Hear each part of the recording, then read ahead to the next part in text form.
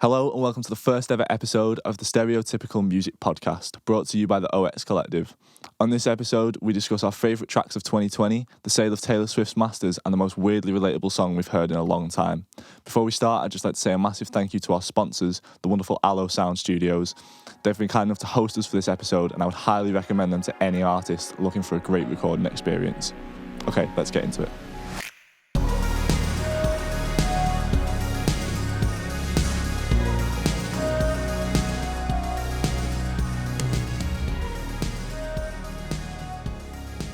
So I suppose we should start with sort of like a introduction to who we are, it being the first episode. Yep. So my name is Liam McGrath.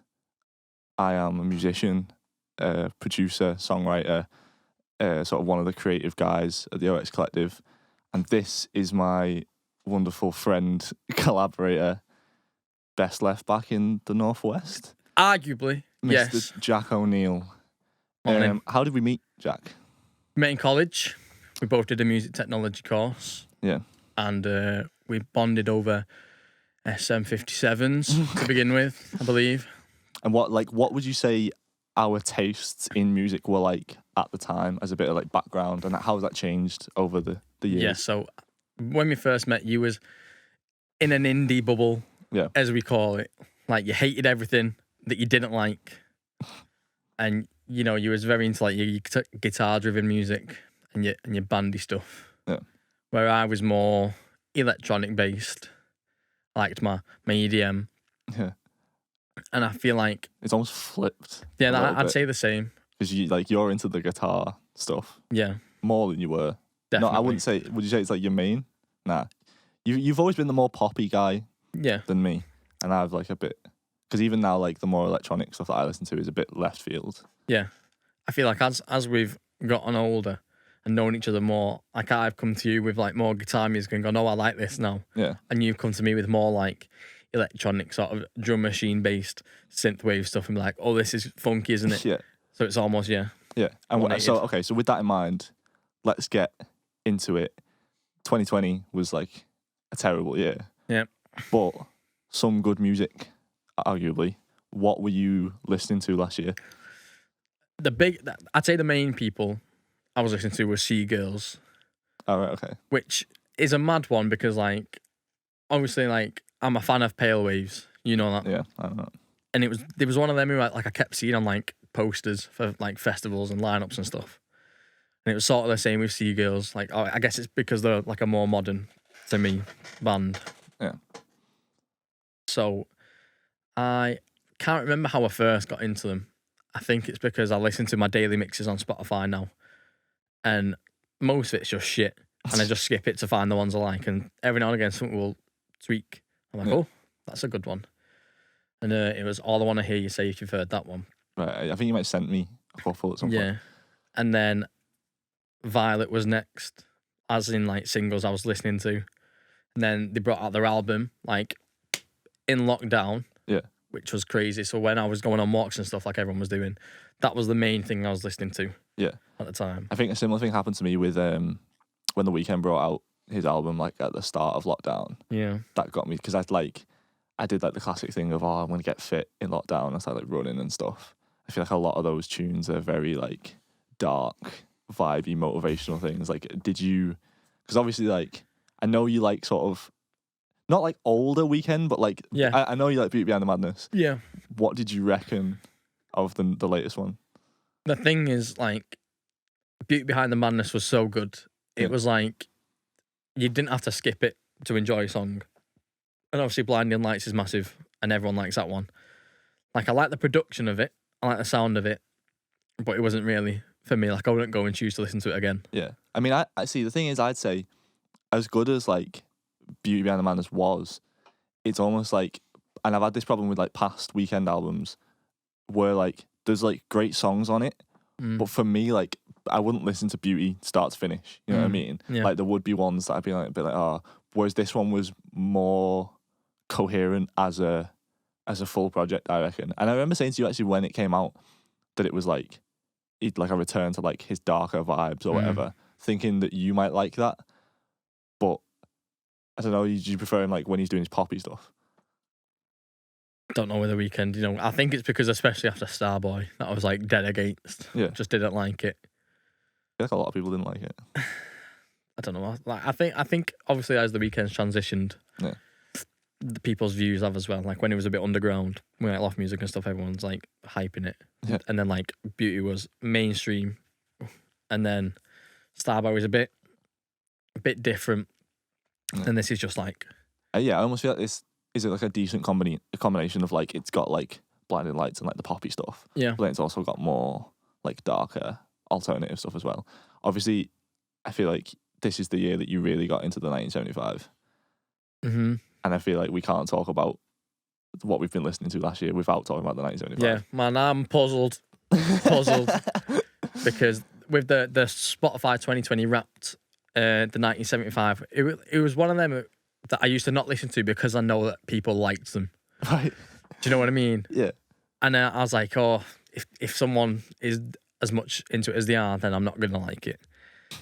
And then It's quite an arrogant thing to think. yeah, I know. And I seen him at Leeds Fest once. Well, I say I seen him. I was there for about 4 minutes before I was sick of the screaming. Yeah. And then left. I was like, I'm not watching this. Yeah. But yeah, I'd say I've always, you know, had a respect for him. Yeah. But this year it is madness. Even before the new album, you know. Yeah. Like obviously, If You're Too Shy, Let Me Know came out. You love that song. And it's a bop. It's a good one. I'd say it's probably still my most listened to now. Well, because obviously that album was like, people were waiting for that for ages. What did you reckon of it as a whole? As a whole, I enjoyed listening to it. I like the ear candy. Yeah. I like how diverse it is. Yeah. Like Jesus Christ 2005 is probably my favourite. Yeah. Which is just like stripped back with a guitar and the harmonies. But I can see why people don't like it. Yeah. Like what I was saying about it when it came out was that I think it's got a lot of good songs on it. Like I wouldn't say there was a song that I didn't like on it, apart from maybe like if you heard Tonight I Wish I Was Your Boy. Yeah. Sounds like Peter Andre, mate. I'm not vibing with it. But like it's got good songs on it, but as a full album, it's a fucking mess. Yeah, it's very like they've got this from there. It's almost like they wrote like 50 songs and it was like, we'll take this. Yeah. Rather than like a... Which I'm not against. Like I'm not against like genre hopping and stuff. But I think it could have been done like if they'd have just sequenced it better and maybe like found a way to go from the more electronic stuff to the poppy stuff to like the almost more like country-ish, folky Americana stuff. Whereas like the way they've got it at the minute, it just goes like garage song and then like country song. Yeah. And it's just a bit weird. You showed me a song recently, which I think we should talk about. Did this even come out in 2020? When did Same Room by JP Sachs come out? Was this last year? Or the year before? I think it was definitely pre-2020. So it was either 2019 or 2018. Because If the World Was Ending only came out at like the beginning of last year, and that was rewritten after he had wrote it already. Right. So it must have been before that. But I did look up and it won an award for like the best Canadian songwriting or something. It's really niche. I feel like if anyone hasn't heard Same Room by JP Sachs, I would highly recommend taking the time to go and listen to it now. But like, Prepare to Cry. Yeah, man. Like you showed me that. It was only like towards the back end of last year. We went on a road trip to which lake? Up in the lakes, Windermere. Mm-hmm. Went to Windermere, and you were like, lad, I've got this song to show you. And you put it on. I think it might have been on the way back. It was on the way there, and I was like, I've got a song to play you for you. It was just going dark. But you can't speak. Yeah. You're not allowed to speak while it's playing. Yeah. And like that's I think that's the way it should be listened to. Like put your headphones on, sit in a dimly lit room and prepare to be depressed and just cry for a bit. Because like, I mean, there's a lot that can be said about the lyrics of that tune. Obviously, first of all, the first line of being like, I watched a TED Talk on heartbreak. Yeah, is like one of them that's like funny but also like clever. You know what I mean? Yeah, it's almost like you'd just say it. You'd write it down in like a diary. Yeah, but the whole thing is like, it it highlights this thing of like the more specific you are, like lyrically, Mm-hmm. it's almost more relatable to people, which you kind of think it'd be the opposite because like in that song when he's talking about them flying out to Portugal to meet him or whatever. Yep. Like that's not happened to us. We can't relate to that. Yeah. You know what I mean? But it's like if you can truly understand the situation, you get the sentiment of it a lot more. Yeah. So the line is, you came to Portugal back in 2014 just to spend a couple of nights with me. Yeah. You flew half around the world for me. Yeah. Like, no one's done that for me, bro. But I can feel the same vibe of what he's talking about. Yeah. And this is where we're talking, like, sometimes just that raw truth of one person's feelings, not even about a specific moment, but the feeling of the moment, is better to listen to than like a perfectly written song where every word, every syllable, every ending rhyme has been made to fit. Do you know what I mean? Yeah. Because I feel like that's what struck me on first listen with that song. When we were in the car and we listened to it, I was like, he's almost just like telling the story. He's just like speaking it off. He's barely even singing it. Like the cadences are weird, the flows are a bit weird. Yeah. Like the melody isn't the same necessarily with every line. He's just literally telling you this is what happened. Yep. And it's like it's so relatable even though it's not. You know what I mean? And I think as well, like what's crazy about that tune is with lyrics like that, it's almost like it, like I think I said this to you when we first listened to it. It's like it brings back memories of something that you might have like gotten over, but you're still sad about it. You know what I mean? Yeah. And that's weird, like the concept that you can be, because I feel like that's almost what he's saying in the song is like you can be over it and past it, but it still bother you a little bit. Yeah. You know what I mean? Just in a more like bigger existential way, rather than be like, oh, it's like that situation was sad. It's like, oh, isn't it sad when that happens to people? You know what I mean? Yeah. And that's what hit me about it. It's a very general aspect, but everyone knows what you're talking about. Yeah. Yeah. And I feel that's why it's such an amazing song. And also like the like musically, the instrumentals like it's vibey crazy and emotional and stuff like that. Yeah, it's crazy. It's like just, I think there's a guitar, I think there's maybe like this sort of sub bass. Yeah. And I think there's very minimal drums. Yeah. And that sort of it. But like I remember, like I was saying with the daily mixes thing, I was drying my hair and I was just skipping through it and I heard the guitar and I skipped it and I thought, oh, actually, yeah. that was a bit weird. So I go back and I listen to it and I was blinded. Yeah. Moving on a bit, have you listened to the new Pale Wave stuff? Because I know you mentioned you're a fan, and I know you're a fan. Yes. What's your take? I've changed my opinion from when I first listened to it. Right. Because, like, I think when you sent it to me, first of all, you was like, it's very Avril Lavigne-ish. Yeah. Which I can get, it is. Yeah. And at first I kind of, disregarded it. I was like, yeah, I can see it. It's not the Pale Waves that I like. Yeah. But it was, it's another song, I guess. But I've listened to it again, and I've kind of moved on from that. Like, I can't really see the Avril Lavigne anymore in it. Yeah. I can sort of hear the Pale Waves a bit more. Yeah. I definitely liked it better on, like, second or third listen. Yeah. So, there's Change. That was the first one, right? That's the first one. And then She's My Religion. Yeah. Yeah. Thoughts? The thing is about Pale Waves, I like the production of the whole first album. Like the songs were a bit meh, but like the EPs were good. Like I like the mix of like the guitar and like the electronic production. Yeah. But with this new one, it's very like old school in it, sort of like making a comeback and the ride in it. But I feel like 2000s, like late 90s, early 2000s is making a comeback. Yeah, it's just like a melodic phrasing that I don't really like.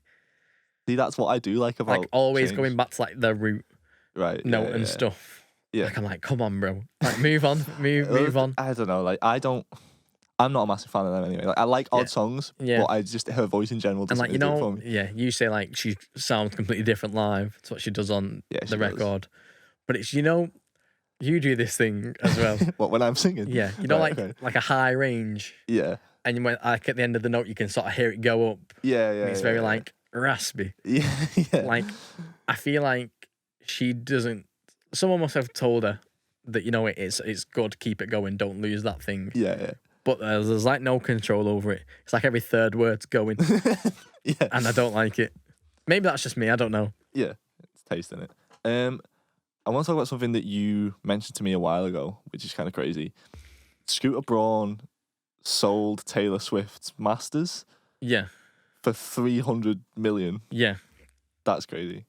Okay, yeah. So as I heard about this first on Taylor Swift's Twitter. Right. When I think it was like, you know, I think she's got beef with Scooter Braun anyway, like she thinks he's like a sort of bully, but like she's not the first person to say stuff like that. Yeah. But it's because I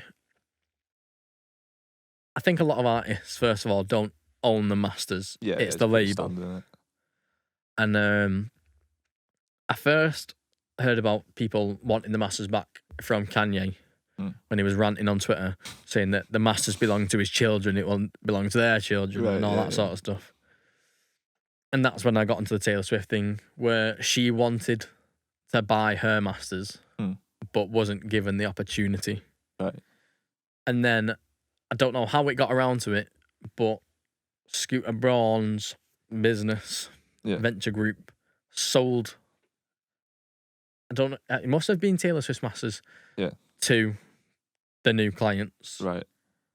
But like, it was when Scooter Braun bought the label that Taylor Swift was originally with, like, he owned everything. Yeah. He owned like the distribution, the publishing. That dude has got his hand in like so many pies. Like Scooter Braun, for anyone who doesn't know, is he manages Justin Bieber.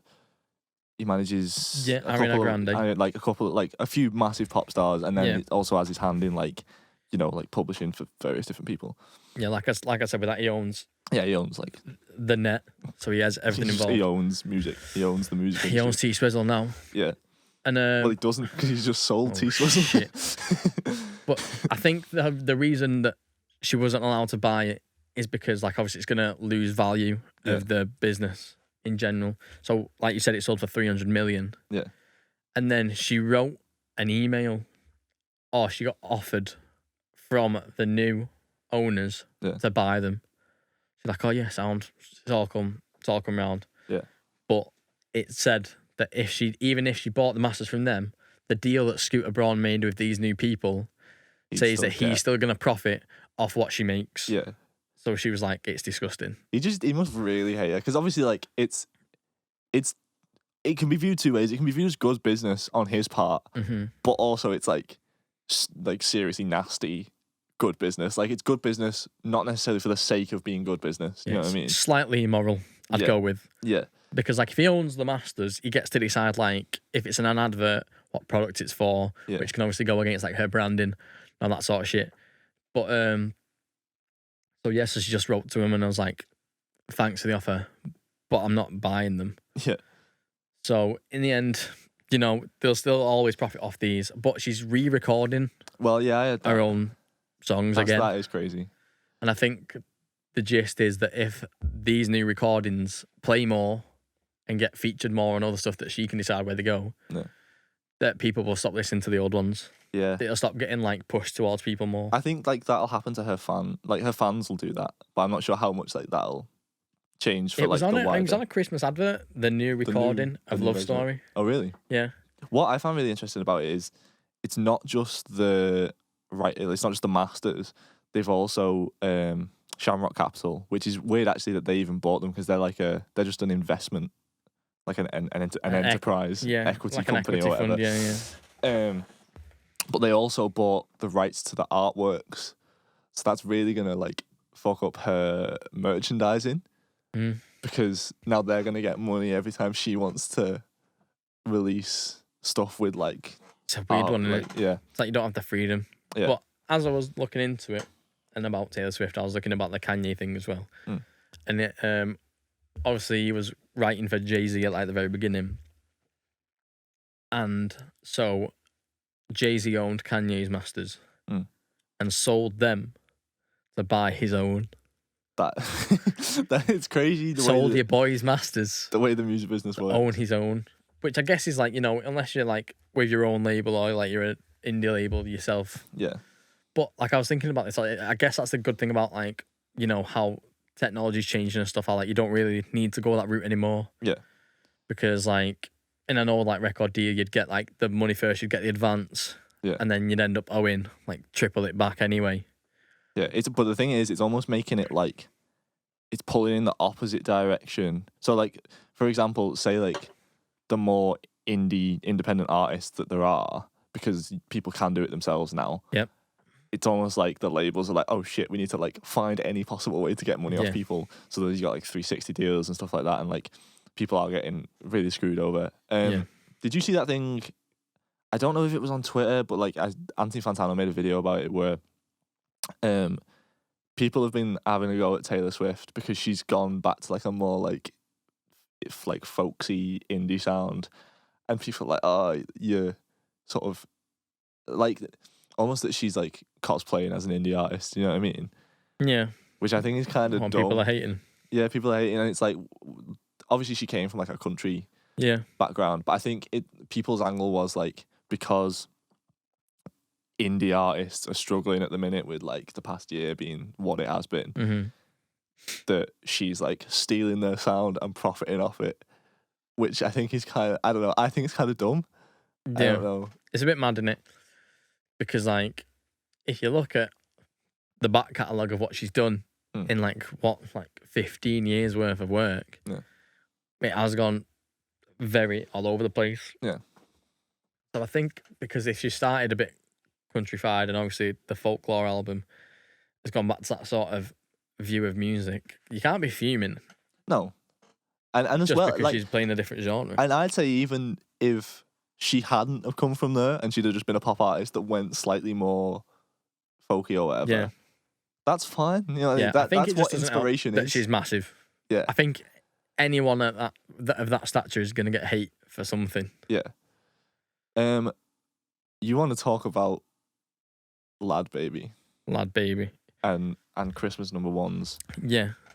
And this is really like you mentioned this to me. I was like, I have not much to say about it. Yeah. But so what's I know you're a fan of Lad Baby. Yeah. Lad Baby's awesome. So he's got the past 3 Christmas number ones, right? Yeah. And it's for charity. It's all good stuff. But I just find it captivating and mad that like back like when I was younger, it was like Christmas number 1 is huge. Yeah. Whoever got Christmas number 1, because it sort of like solidified it as being, massive. Yeah. And it's just gone. Like I feel like it's talked about, but no one tries to go for it anymore. Yeah. And I feel like X Factor's a bit to blame. Because like every year it's sort of finished around Christmas. Yeah. And the winner single was pushed. So you're getting these mad people you'll never hear of again. Covering someone else. Yeah. I don't know, I feel like as well, like people don't make Christmas songs as much. Like there's not as People many don't make Christmas songs as much. I feel like there's not as many Christmas songs that get released anymore, even. Like I get what you're saying about it used to be a big deal and now it's not a big deal. But like I think you get a bit mixed up between just a number 1 being at Christmas time and a Christmas song. I know, but I mean like obviously a lot of the past Christmas number 1s, like back in the day, were actual Christmas songs. Yeah. Whereas but maybe that only transitioned into them not being Christmas songs when X Factor came along and it was just whatever song they put out. No, I don't think so. I don't think so.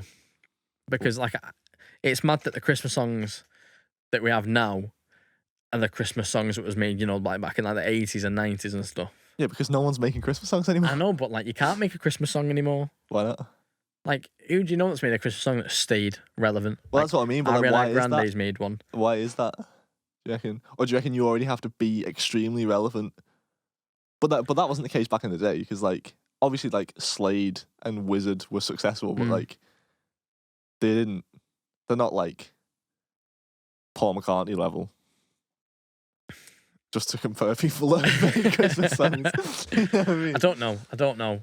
I just think it was a very sought after thing at one point. Like I'm saying, it wasn't always a Christmas song that was number 1 at Christmas. Like nowadays, it usually is because people like to obviously look retrospect and have like the nostalgic value. Yeah. So everyone like downloads them and streams them and buys them again. But I just think it's crazy how it's just changed so much in a very, very short time. It's interesting, isn't it? I mean, I don't know, I've never put a lot of weight in Christmas ones. You must know it's a thing, though. You must know like Christmas number one is huge. Yeah, obviously I know it's a big thing, but like... But when like Sam Bailey's getting it. Don't even know who Sam Bailey is. Exactly.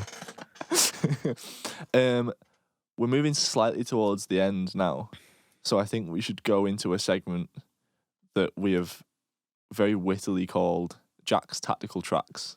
Want to explain the premise for this? Yeah, right, okay. So, as you know, I like to think about music quite weirdly and deeply sometimes. Yeah. And I think every time we'll sit down and record, I'll come to you with like a question or like a scenario or an environment. And I want you to put a song towards that sort of feeling. Do you know what I mean? Okay. So this week, drum roll please. Roll it. In post. Yeah. We're going to say, what is the ultimate song to dance around your kitchen to? Okay. Familiar feeling. It's an interesting We've all done it. Yeah. Are you asking me or do you want to go Do you want me to go first? Go on. Okay. Go on. So the first song, I've got two. Right. First song is by The Vaccines and it's called If You Wanna. Yeah. Right, yeah. Banger. I know you love that song. Bop.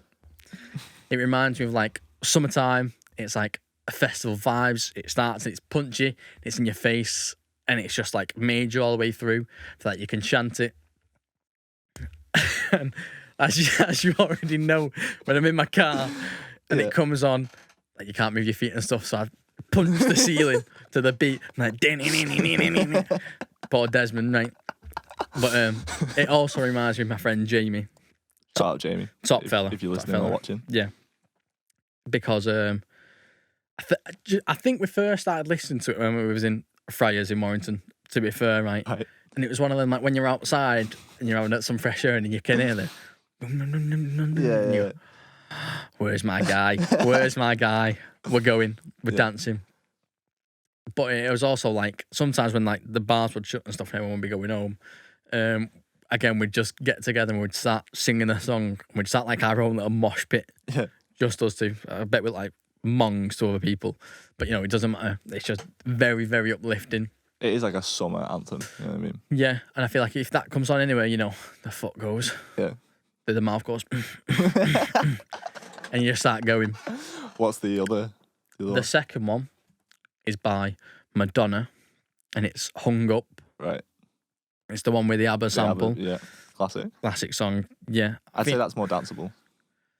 Think. Yeah. I mean, like, If You Want It is a banger. And I do like that whole like album, but I definitely say that like the Madonna one's more not vibey, but like, you know, groovy, poppy. You can sort of get down to a bit more. Yeah, I feel like it's kind of ageless, to be fair. Like when I think about the production of it and like how it sounds, like I feel like if it came out like a week ago, you'd be like you'd believe it. Yeah. But if someone said like it came out in like 2006 or 2004, whenever it came out, you'd be like, oh, yeah, I can believe that too. It's ABBA as well, isn't it? You know what I mean? I feel like that's probably what makes it a bit timeless. Everyone loves ABBA. Everyone does love ABBA. Everyone loves Madonna. Arguable, but okay. Okay.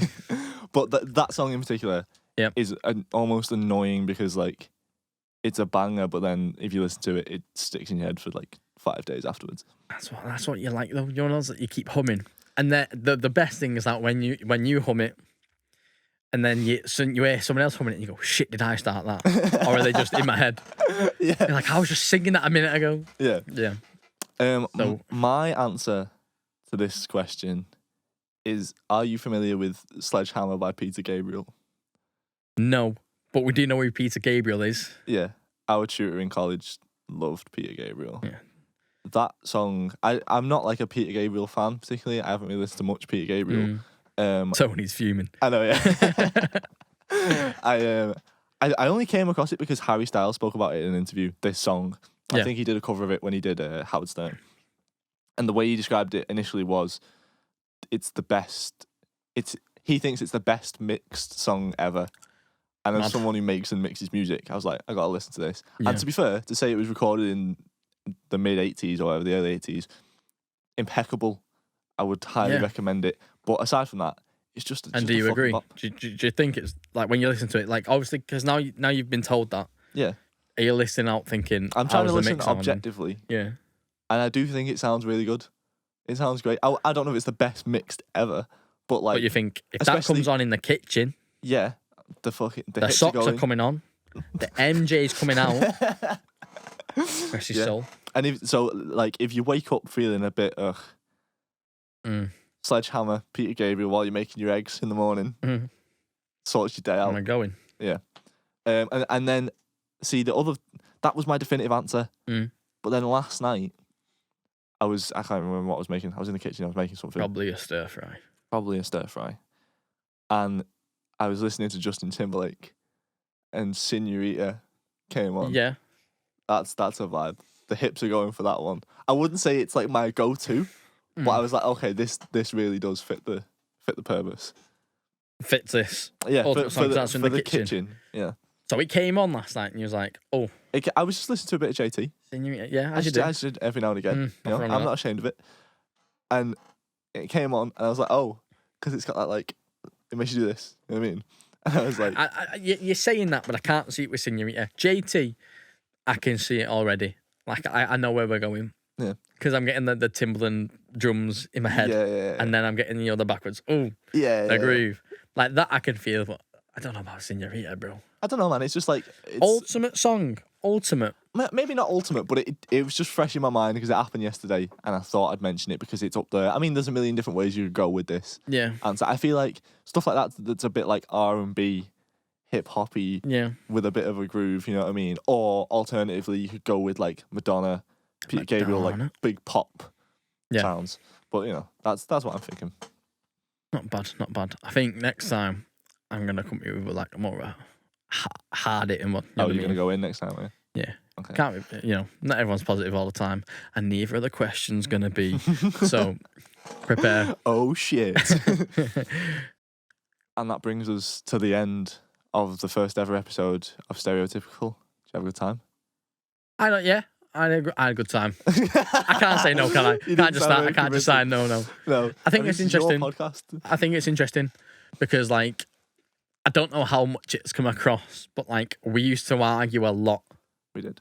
About music. Yeah. Because like I say, when you started in your indie bubble and I was kind of like push things your way and you're trying to convince me that Jake Bug's actually good. There was a lot of clashing. So it's mad to hear your perspective on things. Yeah, I feel like we've definitely calmed down over the years. Yeah. We discuss music more than we argue about music. Yeah, I agree. I don't hate you as much as I used to do. Yeah.